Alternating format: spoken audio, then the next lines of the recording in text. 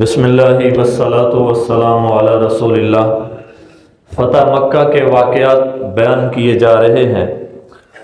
مقام مرۃ زہران سے حضور صلی اللہ علیہ وآلہ وسلم پھر آگے مکہ کی طرف بڑھے، اور جب آپ صلی اللہ علیہ وآلہ وسلم مکہ معظمہ کے اندر داخل ہوئے تو چونکہ مکہ معظمہ بڑی عظمت والا شہر ہے، بڑی برکت والا شہر ہے، اور یہ انبیاء کا مسکن ہے، اور اس میں انبیاء کرام بیت اللہ کی زیارت کے لیے تشریف لاتے رہے ہیں۔ حضور صلی اللہ علیہ وسلم نے ارشاد فرمایا ایک موقع پہ کہ گویا وہ منظر میری آنکھوں کے سامنے ہے کہ میں یونس بن متیٰ کو دیکھ رہا ہوں کہ وہ ایک بیل کے اوپر بیٹھ کے اس گھر کی زیارت کو آ رہے ہیں۔ تو موسیٰ ہوں، ہارون ہوں، سلیمان ہوں، داؤد ہوں، یہ بڑے بڑے انبیاء کرام یہ بیت اللہ کی زیارت کے لیے تشریف لایا کرتے تھے۔ تو اس لیے حضور صلی اللہ علیہ وسلم نے مکہ معظمہ کی عظمت اور حرمت کا خیال رکھتے ہوئے جب داخلہ فرمایا مکہ معظمہ کے اندر، تو روایات میں آتا ہے آپ صلی اللہ علیہ وسلم کا سر جھکا ہوا تھا، اپنی اونٹنی قصبہ پہ سوار تھے، اور اتنی عاجزی سے آپ داخل ہوئے اور اتنی عاجزانہ انداز میں آپ نے سر جھکایا ہوا تھا کہ آپ کی داڑھی مبارک، وہ جو کجاوا ہے اونٹ کے اوپر لکڑی کا، اس کی لکڑی ایک ایسے آگے ہوتی ہے، ایک پیچھے کو نکلی ہوتی ہے، تو آگے جو لکڑی تھی اس کے اوپر آپ صلی اللہ علیہ وسلم کی داڑھی مبارک لگ رہی تھی، ایسے سر کو ایسے جھکایا ہوا تھا کہ اللہ نے اتنی بڑی فتح عطا کی ہے، کہیں میرے دل کے اندر تھوڑا سا بھی تکبر اور بڑائی نہ آ جائے۔ اور آپ صلی اللہ علیہ وسلم سورہ فتح پڑھتے ہوئے داخل ہوئے، انا فتحنا لک فتحا مبینا لیغفر لک اللہ ما تقدم من ذنبک وما تأخر۔ تو یہ سورہ فتح کی تلاوت کرتے ہوئے آپ صلی اللہ علیہ وسلم داخل ہوئے، اور آپ صلی اللہ علیہ وسلم کی زبان پہ یہ الفاظ بھی تھے، الحمدللہ وحدہ، تمام تعریفیں اس اللہ کے لیے ہیں جو اکیلا ہے، وَأَنْجَزَ وَعْدَ، اور اس نے اپنے نبی سے کیے ہوئے وعدے کو پورا کر دیا۔ اس نے کہا تھا 8 سال پہلے، آج چھپ کے چلے جاؤ، ایک وقت آئے گا سب کے سامنے آپ کو اس شہر میں لاؤں گا۔ آج پریشانی کے عالم میں نکلو، آج روتے ہوئے نکلو، میرے پیغمبر اپنا شہر چھوڑنا، اپنا وطن چھوڑنا یہ آسان کام نہیں ہے، یہ بڑا مشکل کام ہے۔ اور پھر جو آباء و اجداد کا وطن ہو، میرے پیغمبر جب نکلے تو صفا پہاڑی کے اوپر کھڑے ہو کے آپ نے جب بیت اللہ کی طرف نگاہ اٹھائی، اتنے صبر والے پیغمبر اپنے صبر کو تھام نہ سکے، صبر کا دامن ہاتھ سے چھوٹ گیا، آپ کی آنکھیں چھلک پڑی، اور آپ صلی اللہ علیہ وسلم نے روتے ہوئے فرمایا، اے کعبہ، اللہ کی قسم پوری روئے زمین میں تو سب سے زیادہ مجھے عزیز ہے، اگر تیرے رہنے والے مجھے نکلنے پہ مجبور نہ کرتے تو میں کبھی بھی تمہیں نہ چھوڑتا، میں کبھی بھی تمہیں نہ چھوڑتا۔ اور اس غم اور آنسوں کے ساتھ میرے پیغمبر مکہ سے نکلے ہیں، لیکن اللہ کا وعدہ تھا آج برداشت کر لیں، میں آپ کو اسی شہر میں فاتحانہ انداز میں لاؤں گا، اور یہ اللہ کا وعدہ پورا ہو گیا۔ اور آج اس لیے فرمایا وَأَنْجَزَ وَعْدَ، اس نے اپنے وعدے کو پورا کر دیا، وَنَصَرَ عَبْدَ، اور اس نے اپنے بندے کی مدد کی۔ بندے سے مراد کون؟ خود کو کہا، اپنے بندے کی مدد کی، وَهَزَمَ الْأَحْزَابَ وَحْدَ، اور اس اکیلے اللہ نے سارے لشکروں کو شکست دے دی۔ اب اس میں بھی اپنا عجز ہے کہ میں نے شکست نہیں دی، یہ شکست کس نے دی ہے؟ اس نے اللہ نے دی ہے۔ تو اس لیے فرمایا وَهَزَمَ الْأَحْزَابَ وَحْدَ، میرے رب اکیلے نے کیا کیا؟ سارے لشکروں کو شکست دے دی۔ مجھے ختم کرنے کے لیے انہوں نے بڑے منصوبے بنائے، لیکن میرے رب نے ہر منصوبے کو خاک میں ملا دیا۔ وہ تھوڑے منصوبے بنے حضور کو ختم کرنے کے لیے، آپ کے دین کو روکنے کے لیے، لیکن اللہ کا وعدہ ہے هو الذی ارسل رسولہ بالہدی ودین الحق لیظہرہ علی الدین کلہ۔ اللہ کا وعدہ ہے کہ وہ اپنے دین کو سارے دینوں پر غالب کر کے رہے گا، اور اس بات کو اللہ تعالیٰ نے پورا کرنا ہے۔ تو اب یہ الفاظ آپ کی زبان کے اوپر ہیں۔ حضرت خالد کو کہا کہ تم مکہ کی نچلی طرف سے جاؤ، خود مکہ کی بلند طرف سے آپ صلی اللہ علیہ وسلم داخل ہوئے اور فرمایا خالد مکہ کی حرمت کا خیال رکھنا، کسی پہ تلوار نہیں اٹھانی، ہاں جب تمہیں مجبور کر دیا جائے تو پھر تلوار اٹھانی، ورنہ تلوار کسی پہ نہیں اٹھانی۔ مکہ عظمت والا شہر ہے، حرمت والا شہر ہے، اور خود آپ داخل ہوئے اور آپ صلی اللہ علیہ وآلہ وسلم بیت اللہ کے اندر چلے گئے۔ ہاں جی، مطاف جہاں پہ طواف کیا جاتا ہے، اونٹنی کے اوپر ہی آپ صلی اللہ علیہ وسلم سوار تھے، اسی کے اوپر سوار ہو کے آپ نے طواف کیا بیت اللہ کا، اور 360 بت پڑے ہوئے تھے مطاف کے اندر۔ میرے نبی کے ہاتھ میں عصا تھا، اس عصا سے آپ بت کو اشارہ کرتے اور کہتے قل جاء الحق وزهق الباطل ان الباطل کان زہوقا، کہہ دو کہ حق آ گیا باطل بھاگ گیا، اور باطل بھاگا ہی کرتا ہے، یہ فرماتے اور اشارہ کرتے اور بت نیچے گر جاتا۔ 360 بتوں کو میرے پیغمبر نے معجزانہ انداز میں اپنی چھڑی سے توڑ دیا۔ تو اس لیے بت شکنی یہ اللہ کے رسول کی بھی سنت ہے، بتوں کو توڑنا یہ اللہ کے رسول کی سنت ہے۔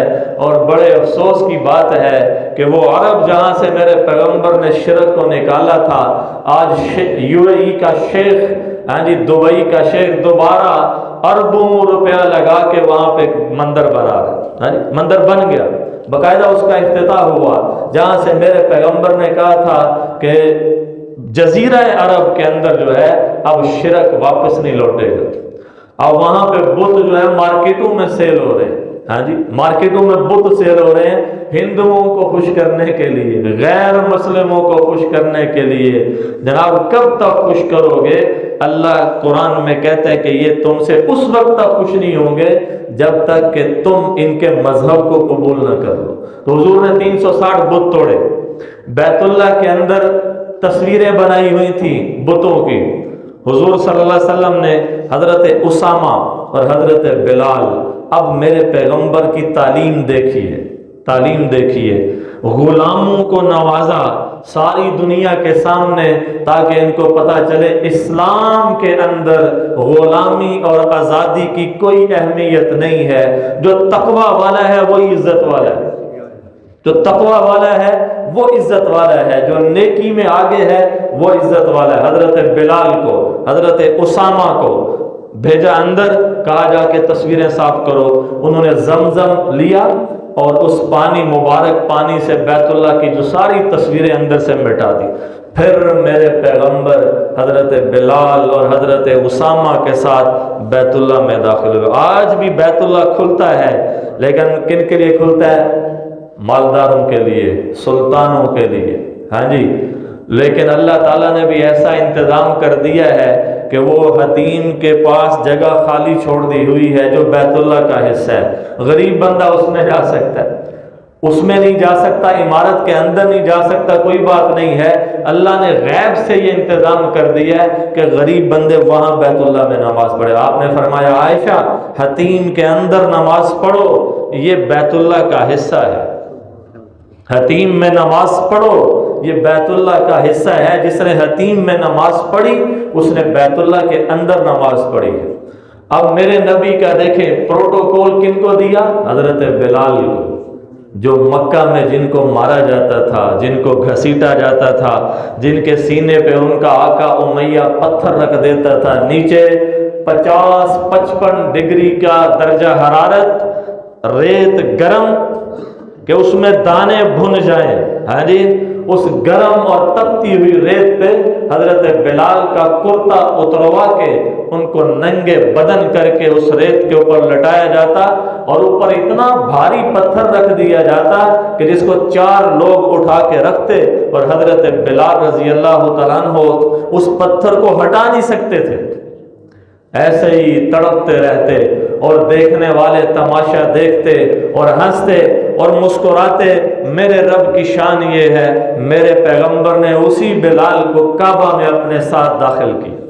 ہاں جی، کعبہ میں حضرت بلال، حضرت اسامہ، اور پھر آپ نے کعبہ کے چاروں کونوں میں پھر کے لا الہ الا اللہ، اللہ اکبر یہ الفاظ کہے کہ بیت اللہ کے اندر شرک ہوتا رہا ہے، آج میں اپنے الفاظ سے یہاں توحید کا اعلان کرتا ہوں۔ تو چاروں کونوں میں گھوم کے میرے پیغمبر نے اللہ کی الوہیت کو بیان کیا، اللہ کی توحید کو بیان کیا۔ حضرت بلال، حضرت اسامہ آپ کے ساتھ ساتھ۔ اس کے بعد کیا ہوا؟ آپ صلی اللہ علیہ وسلم بیت اللہ کے دروازے پہ تشریف لائے۔ جب بیت اللہ کے دروازے پہ تشریف لائے، نیچے سارا حرم لوگوں سے بھرا ہوا ہے، اور جو آپ کے نہ ماننے والے تھے وہ سارے آگے بیٹھے ہوئے ہیں۔ اور کیسے بیٹھے ہوئے ہیں؟ ہاتھ ایسے پیچھے کر کے، گردنیں جھکا کے۔ یہ وہ لوگ تھے جنہوں نے میرے پیغمبر کو ستایا، مارا، گھسیٹا، ہاں جی، گالیاں دیں، آپ صلی اللہ علیہ وسلم کو مجنون، دیوانہ، پاگل، شاعر، یہ سارے القابات، جادوگر کے القابات دیے۔ آج یہ لوگ سر جھکائے بیٹھے ہوئے ہیں، اب سوچ رہے ہیں کہ پتہ نہیں ہمارے ساتھ کیا ہونے والا ہے۔ تو میرے پیغمبر صلی اللہ علیہ وآلہ وسلم بیت اللہ کے دروازے پہ کھڑے ہوئے، آپ نے سب سے مخاطب ہو کے کہا، اے اہل قریش، تم مجھ سے کس چیز کی امید لگا رہے ہو کہ میں تمہارے ساتھ کیا کرنے لگا ہوں؟ اب کوئی اور ہوتا تو وہ گاجر مولی کی طرح کاٹ دیتا کہ میرا اب ان پہ بس چلا ہے، تو کس چیز کی امید کر رہے ہو؟ تو انہوں نے گردنیں اٹھائیں، انہوں نے کہا آپ ایک رحیم، ایک حلیم، ایک کریم ذات ہیں، اور ایک کریم شخص کے آپ بیٹے ہیں۔ آپ کے والد حضرت عبداللہ بھی بڑے کریم تھے، بڑے حلیم تھے، بڑے بردبار تھے، معاف کرنے والے تھے، آپ انہی کے لخت جگر ہیں، ہم آپ سے معافی کے خواستگار ہیں۔ میرے پیغمبر نے پھر وہ تاریخی جملہ ارشاد فرمایا، آپ نے فرمایا کہ میں بھی تمہیں آج وہی کہتا ہوں جو یوسف نے اپنے بھائیوں کے بارے میں کہا تھا، لا تثریب علیکم اليوم اذهبوا انتم الطلقاء، آج تمہارے اوپر کوئی پکڑ دکڑ نہیں ہے، تم سب کے سب آزاد ہو جاؤ، یہاں سے آزادی کے ساتھ چلے جاؤ۔ معاف کر دیا، معاف کر دیا۔ یہ موقع تھا کہ آپ چن چن کے انتقام لے سکتے تھے، لیکن میرے پیغمبر نے دکھایا کہ میں رحمت للعالمین ہوں، میں سارے جہانوں کے لیے رحمت بن کے آیا ہوں۔ اب میرا اللہ رب العالمین ہے اور میں رحمت للعالمین ہوں، دونوں جملے ملتے جلتے ہیں۔ اللہ سارے جہانوں کا پالنے والا، جہاں جہاں میرے رب کی ربوبیت ہے اور میرے پیغمبر کی رحمت ادھر ادھر ہے، رحمت للعالمین، میں سارے جہانوں کا کے لیے رحمت بنا کے بھیجا گیا، سب کو معاف کر دیا۔ اذان کا وقت ہوا، اذان کا، آپ نے حضرت بلال کو کہا کعبہ کی چھت پہ چڑھ جاؤ۔ ہاں جی، کعبہ کی چھت پہ، تمہیں انہوں نے بازاروں میں گھسیٹا تھا، آج میں ان کو بتاؤں گا کہ اسلام کتنی عزت دیتا ہے۔ کعبہ کی چھت کے اوپر حضرت بلال کو چڑھایا اور فرمایا اذان دو۔ حضرت بلال چھت پہ چڑھے، کہا اذان دو۔ وہ کہنے لگے یا رسول اللہ کدھر منہ کر کے اذان دو؟ نیچے ہوں گا تو کعبہ کی طرف منہ کر لوں گا، اب کعبہ کی چھت کے اوپر ہوں، ادھر کو منہ کرو، ادھر کو کرو، ادھر کو کرو۔ میرے پیغمبر نے فرمایا کہ میری طرف منہ کر کے اذان دے دو، ہاں میری طرف منہ کر کے اذان دو، نہ ادھر دیکھو نہ ادھر دیکھو، جدھر اللہ کا پیغمبر کھڑا ہے ادھر کو رخ کر کے اذان دو۔ تو حضرت بلال نے جب اذان دی تو مکہ کی فضاؤں کے اندر حضرت بلال کی اذان جب گونجی تو 3 لوگ، حضرت ابو سفیان اور 2 لوگ اور کھڑے تھے ایک طرف، ایک کہنے لگا ہائے کاش میں اس سے پہلے مر جاتا۔ ہاں جی، یہ آواز کہتا ہے، ایک کہتا ہے شکر ہے میرا باپ یہ الفاظ سننے سے پہلے مر گیا، اتنی نفرت تھی ان کو اذان سے، میرا باپ یہ الفاظ سننے سے پہلے مر گیا۔ ایک کہنے لگا کہ کیا حضور کو یہ کالا کلوٹا ہی ملا تھا اذان دینے کے لیے؟ جناب حضرت ابو سفیان کہنے لگے بھائی میں تو کوئی بات نہیں کروں گا، ادھر میں نے کوئی بات کرنی ہے، ادھر اللہ نے اپنے حبیب کو بتا دینا ہے۔ یہ بات کر ہی رہے تھے کہ حضور ادھر کو آ گئے، اور واقعتاً حضور نے ہم تینوں کو آ کے کہا کہ تمہارے اندر سے جاہلیت ختم نہیں ہوئی، اور پھر کہا تو نے یہ بات کہی ہے کہ میرا باپ شکر ہے یہ الفاظ سننے سے پہلے مر گیا؟ اس نے کہا جی بالکل کہی ہے۔ دوسرے کو بولا تم نے یہ کہا ہے کہ حضور کو کالا کلوٹا ہی ملا تھا اذان دینے کے لیے؟ فرمایا یہ جاہلیت کی بات ہے۔ ابو سفیان تم نے یہ کہا تھا، میں کچھ نہیں کہتا، ادھر میں نے کوئی بات کرنی ہے، ادھر اللہ نے اپنے حبیب کو بتا دینا ہے۔ تینوں نے کہا جو آپ کہہ رہے ہیں وہ بالکل کیا ہے، سچ ہے۔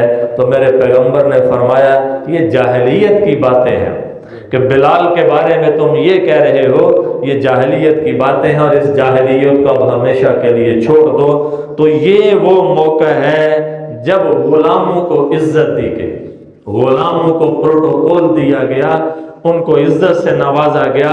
اسلام یہ بتاتا ہے جو جتنا دین پہ چلے گا اتنی ہی عزت پائے گا۔ اللہ تعالی ہمیں بھی دین پہ چل کے ان عزتوں کو کمانے کی توفیق عطا فرمائے۔